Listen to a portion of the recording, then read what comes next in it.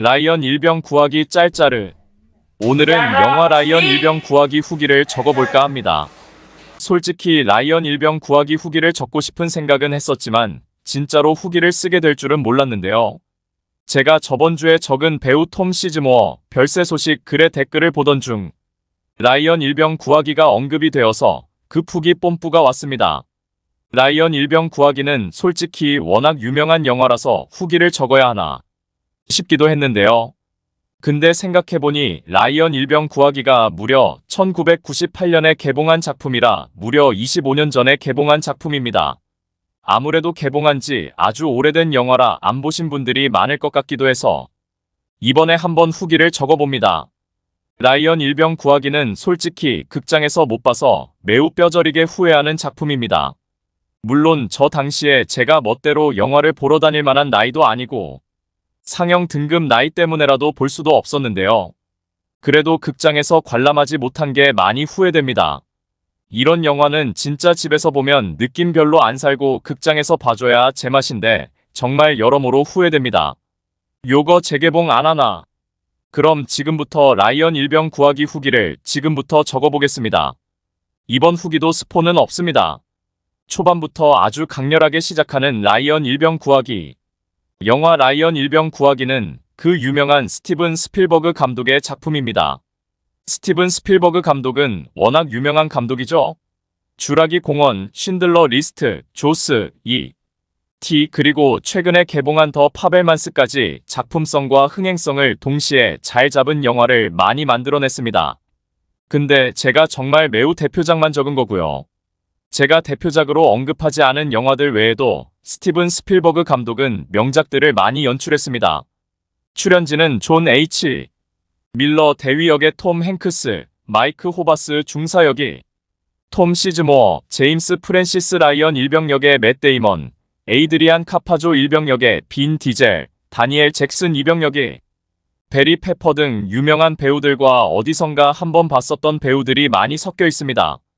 개인적으로는 이 영화에서 다니엘 잭슨 이병이 제일 기억에 남습니다. 주여, 힘을 주소서. 뺨야. 성경 주절주절 외우면서 빵야빵야 갈기는 다니엘 잭슨 이병이 인상적. 영화 라이언 일병 구하기는 일단 초반부터 마지막까지 다 좋습니다. 특히나 초반에 미군 묘지 장면에서부터 시작을 하는데요. 이 초반 장면과 마지막 장면이 절묘하게 이어지는 게 정말 가슴이 뭉클합니다. 제가 천조국인도 아닌데 괜히 경례를 하고 싶은 마음까지 들 정도로 뭔가 천조국 부심이 급 올라옵니다. 그리고 이 영화는 정말 전투씬이 다 좋습니다.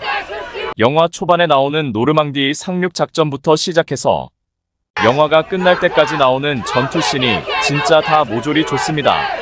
진짜 이 영화가 메달 오브 아너, 콜 오브 듀티 시리즈 등 게임 연출에도 상당한 영향을 끼쳤을 정도로 정말 대박 전투씬들을 많이 만들어낸 영화입니다. 전쟁의 참상을 잘 보여주는 영화. 라이언 일병 구하기가 전투씬만 좋았으면 당연히 지금만큼 좋은 평가를 받지 못했겠죠. 전쟁이 벌어지면서 벌어지는 참상, 비극, 그리고 내가 전쟁 상황을 겪고 있을 때 겪게 될 수도 있는 딜레마 이런 부분을 잘 보여주는 영화입니다.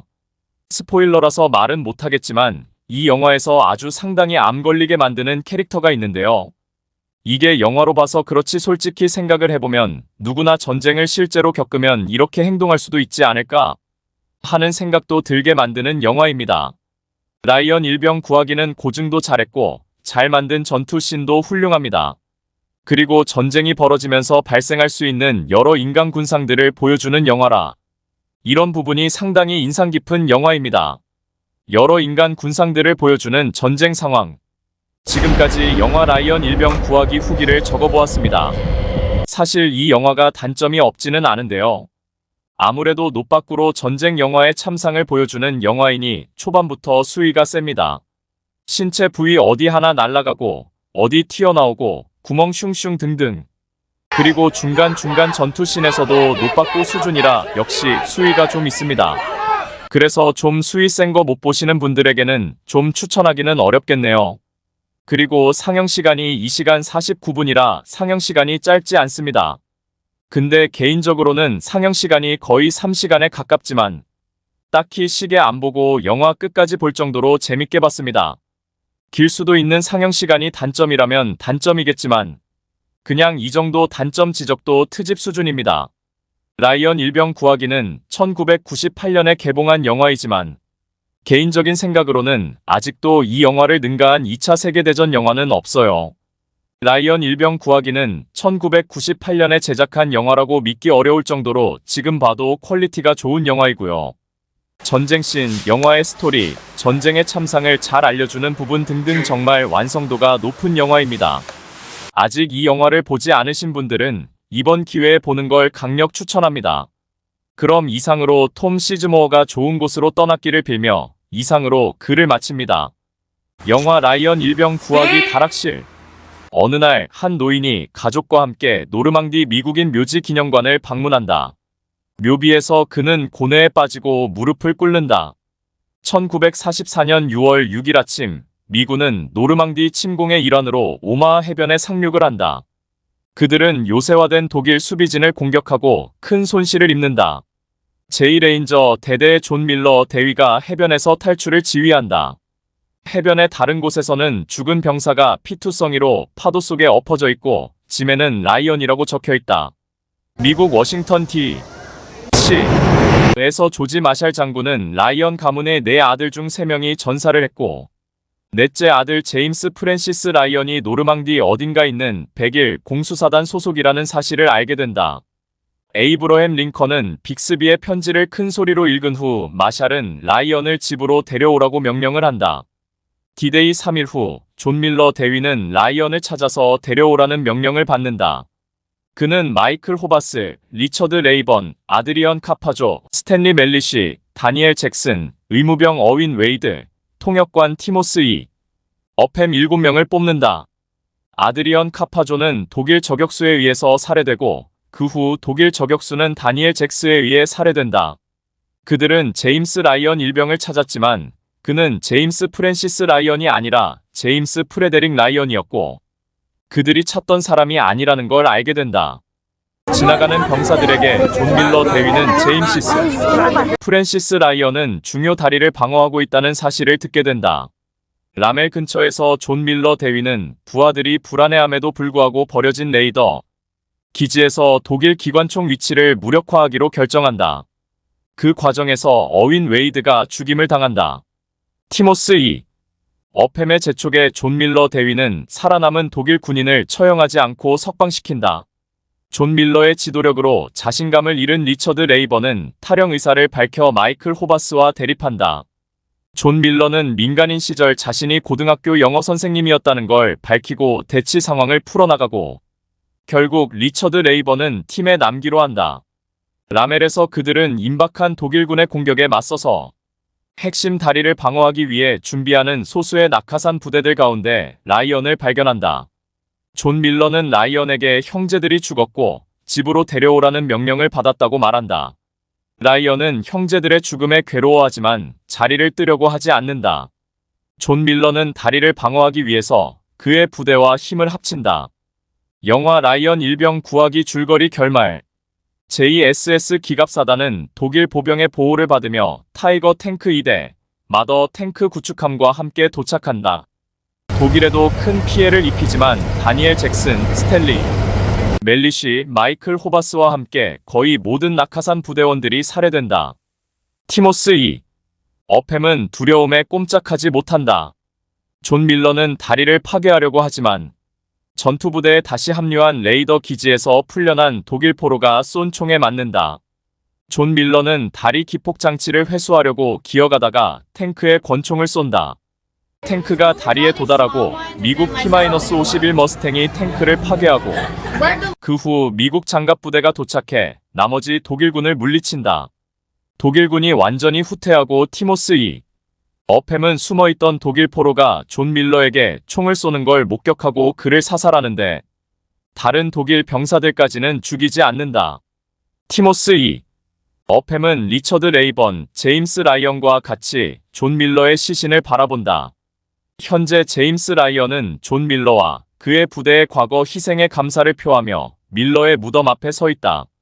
제임스 라이언은 아내에게 그가 이런 희생을 할 만한 가치가 있었냐고 묻고 아내는 그는 그저 그런 사람이었다고 대답한다. 제임스 라이언이 존 밀러의 무덤에 경례를 한다.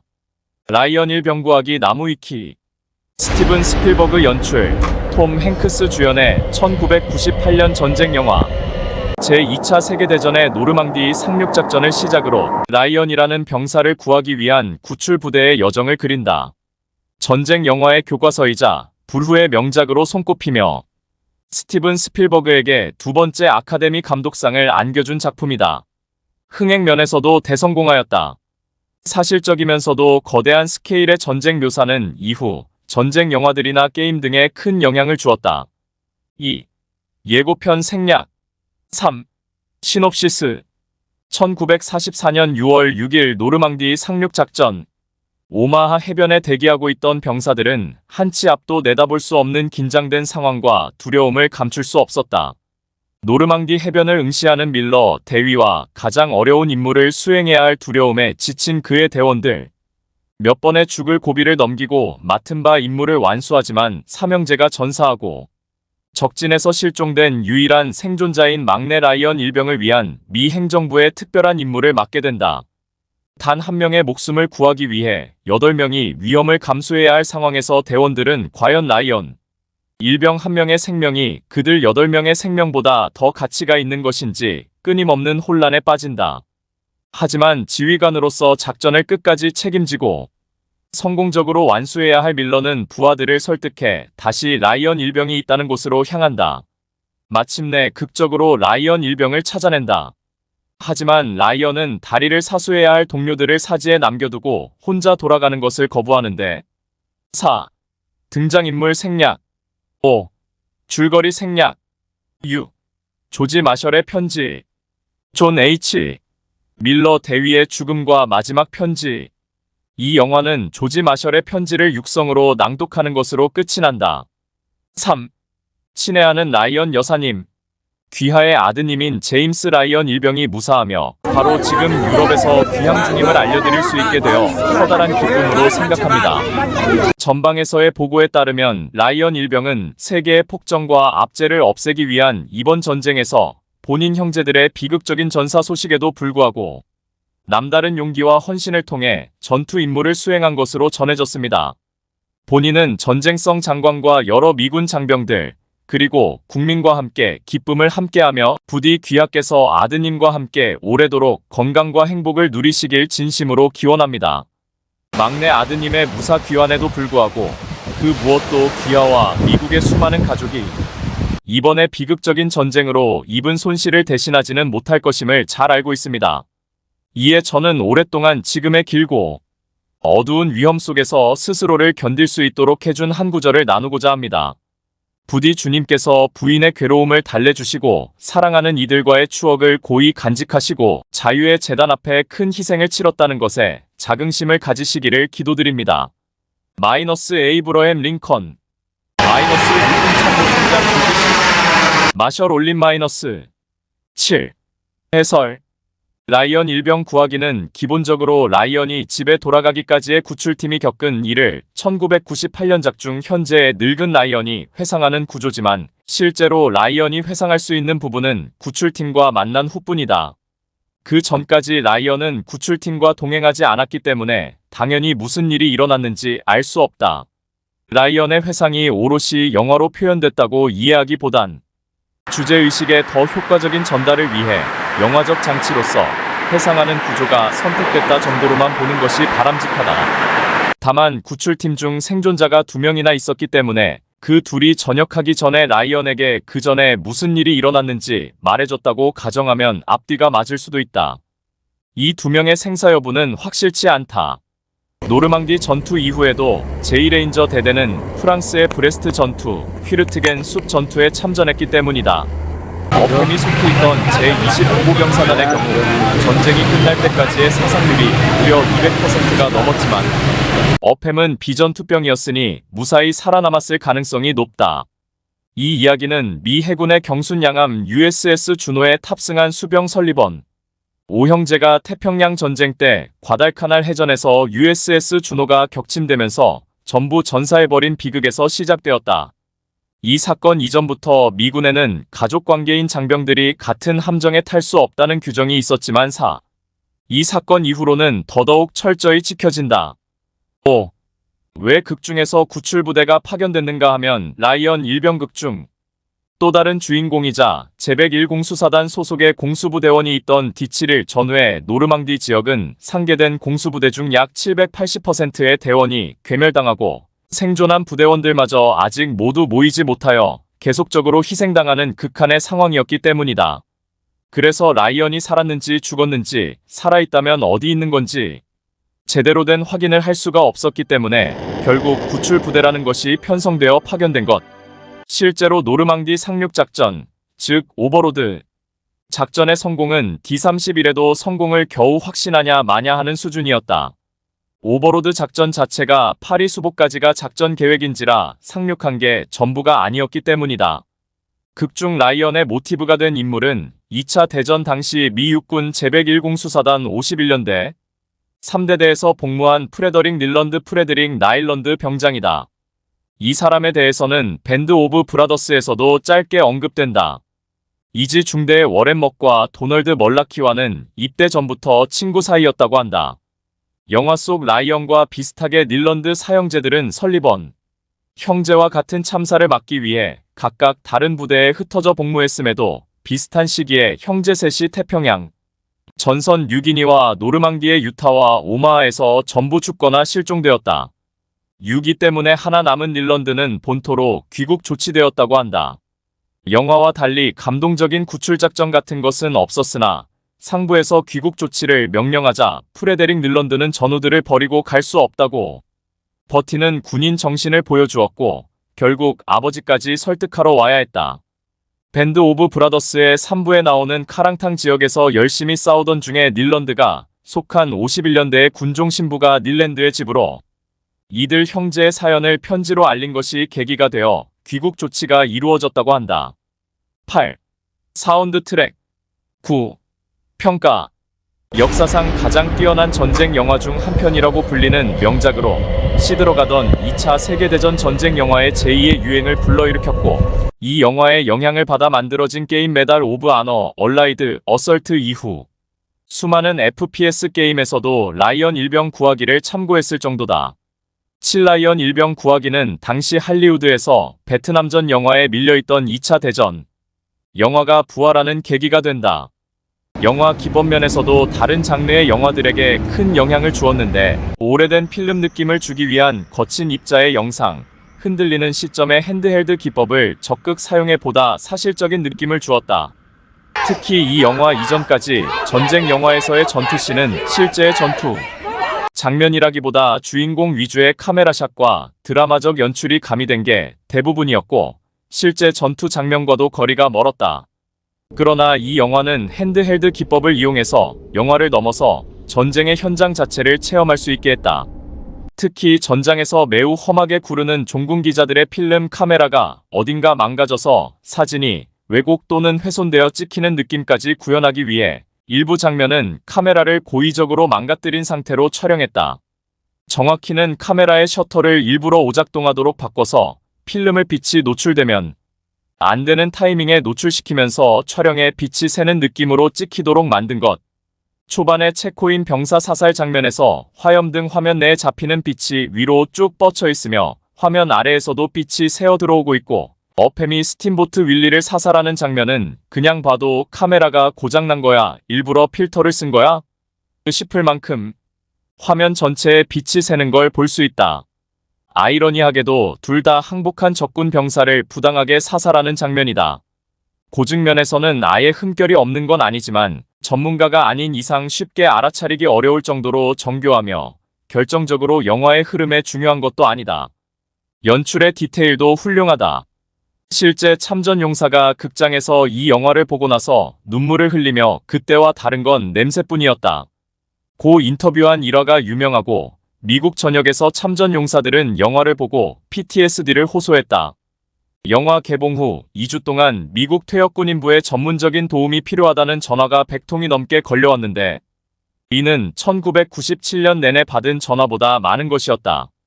또한 2차 대전 베테랑들 뿐만 아니라 일부 베트남전 베테랑들도 자신들이 겪은 것도 저것과 비슷했다고 PTSD를 호소했다.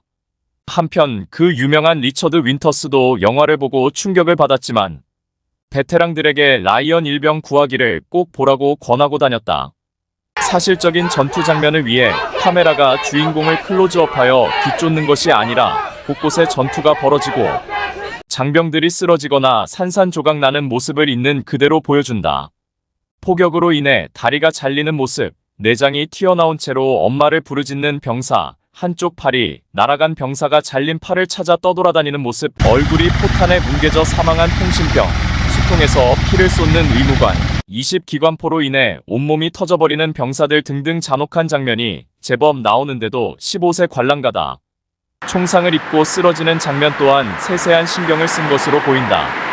액션 영화에서 배우들이 총을 맞는 연기를 할 때 마치 탄환의 운동 에너지로 인해 머리가 젖혀지거나 뒤로 허우적거리며 쓰러지는 식의 연기를 하는 경우가 많지만 실제로 총을 맞으면 픽 주저앉거나 통나무 넘어가듯 그대로 쓰러진다. 실제로 이런 점은 미국 경찰의 용의자 사살이나 실제 교전 영상에서 확인해 볼 수 있으며 기존의 전쟁 영화에서는 팔을 마구 휘두르거나 고통스러운 표정으로 과도한 액션을 취하며 넘어지는데 반해 이 영화는 현실을 반영해 전원이 꺼진 로봇이나 기면증 환자처럼 쓰러지듯 자연스럽게 연출한다. 라이언 일병 구하기는 이전까지 전쟁 영화가 묘사해온 지나치게 낭만적인 분위기나 허황된 묘사를 완전히 뒤엎었다. 이 영화에서는 단순히 피와 식별을 뛰어넘어 전쟁의 참혹함과 허무함 그 자체에 집중한다. 8910. 디테일한 매우 유명한 장면 중 하나인데 좌측의 군의관 11이 정신없이 치료를 하던 중 1213 어디선가 날아온 총알 한 발이 수통에 맞는다. 수통의 구멍에서 물이 새어나오는데 처음에는 맑은 물이 나오다가 점점 새빨간 핏물로 변한다. 피격당한 군의관은 그제서야 피격을 인지하나 아랑곳 않고 붕대를 한 움큼 쥐어 본인 엉덩이 쪽에 집어넣어 대충 처치하고 이후 웨이드와 함께 해변에 남아서 부상자들을 분류하면서 부상자들을 치료한다.